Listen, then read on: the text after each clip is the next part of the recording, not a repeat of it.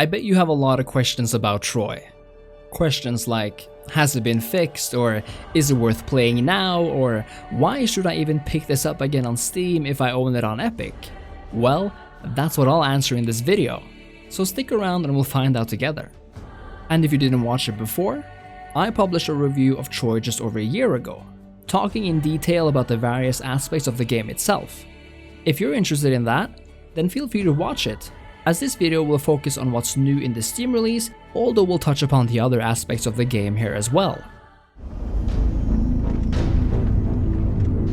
What have you done? It's been a weird year for Total War Saga Troy. It originally released as a time exclusive on the Epic Game Store, to the dismay of fans used to using the much better Steam store, where you have native mod integration and discussion forums. But hey, here we are, I guess, a year later, and to the joy of what I hope amounts to thousands, Troy is now on Steam. And I say hope because Troy was a rather daring new game for CA when it first came out. Troy takes place during the legendary Trojan Wars, having the Danaans in Greece face off against the Trojans in Ionia.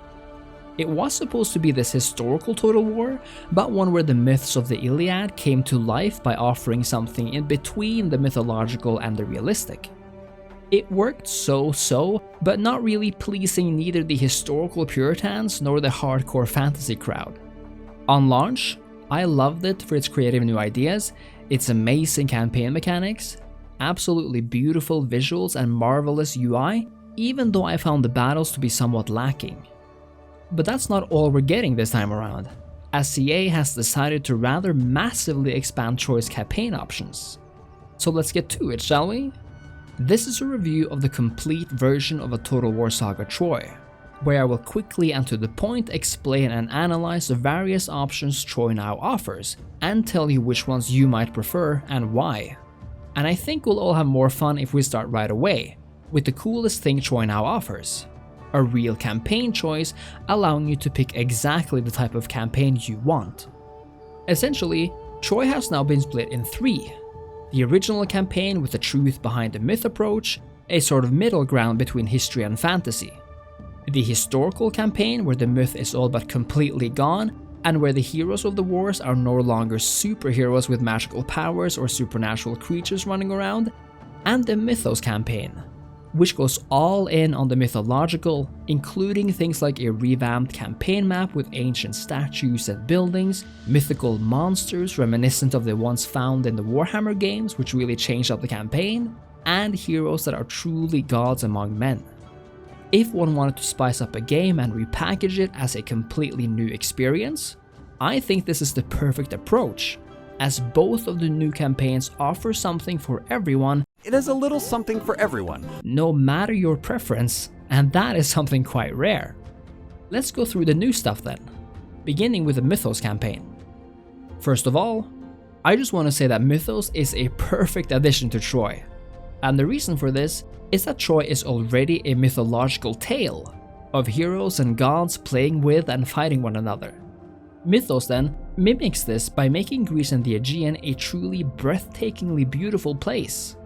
Not only does it look like it always did, a colorful spectacle of gorgeous blue oceans and lush terrain, but on top of this, we now find massive relics of what must be the gods left behind in this magical, ancient mythical world. Whether it's massive beacons, ancient ruins, grand fallen apart statues, or yeah, you see that? Literal hydras? This world has never looked as alive and vibrant as right now. This is also reflected in the battle maps, having these ruins be represented there as well, and the skies somehow seem more dramatic, yet fittingly so at the same time. We can now even recruit mythical units, doing away with the old semi-realistic tone and going all in with the supernatural centaurs, actual terrifying flying harpies, or really powerful beasts of war lending you a hand. You can even hunt down and recruit the baddest of them all, giving you a true edge in battle, and looking absolutely badass at the same time. I think Mythos is such a great choice for this game because it just leans into what makes the old mythological tales so fascinating to begin with, and combined with the mechanics that were already in the game, Like the religion system with giving offerings to the gods and the supernaturally strong Homeric heroes, it all just comes together really well. And that was the Mythos mode, but what about the historical mode?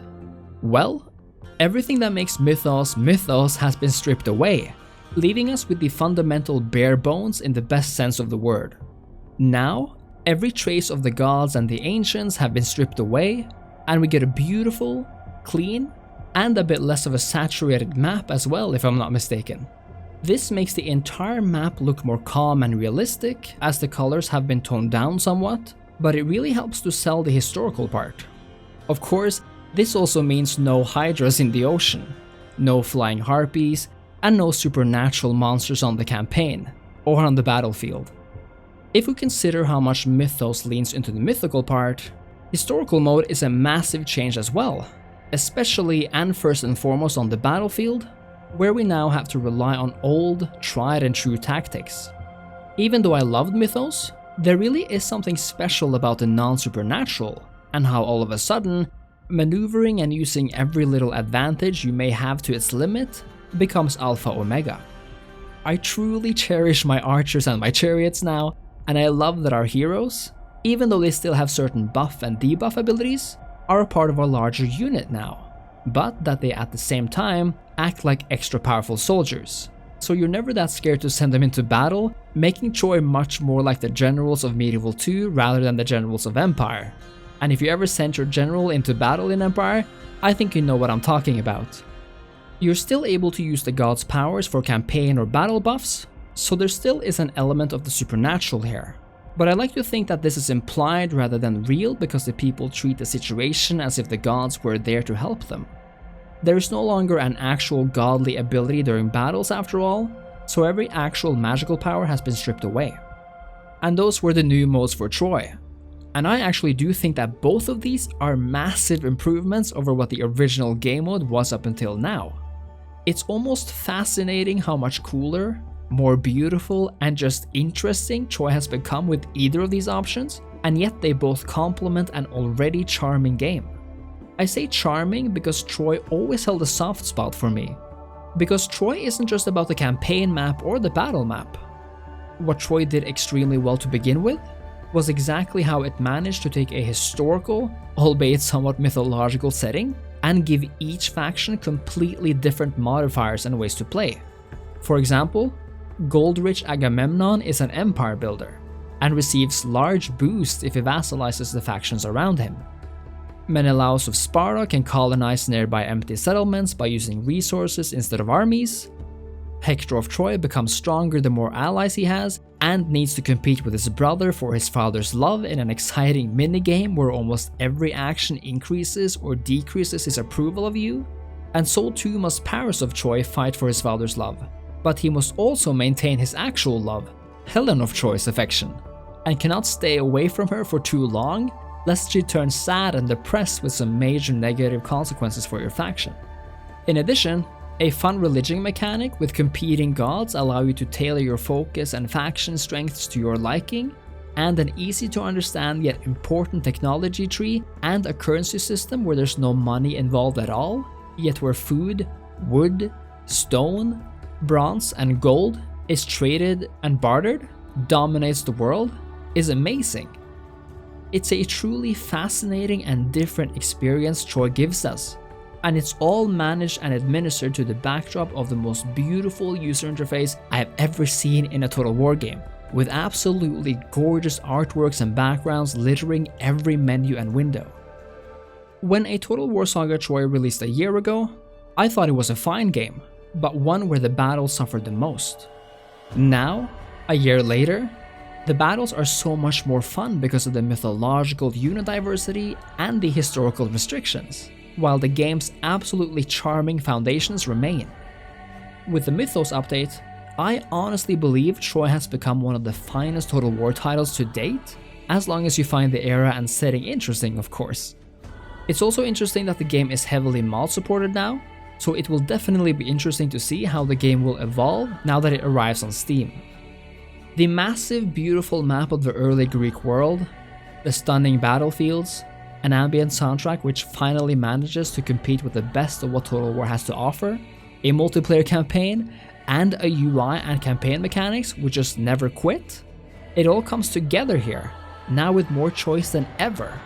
And if Troy ever needed fixing, then this reboot seems reforged with the hammer of Hephaestus himself. And if you were ever curious about this most mythical of wars, you've never had a better excuse to pick up Troy than right now.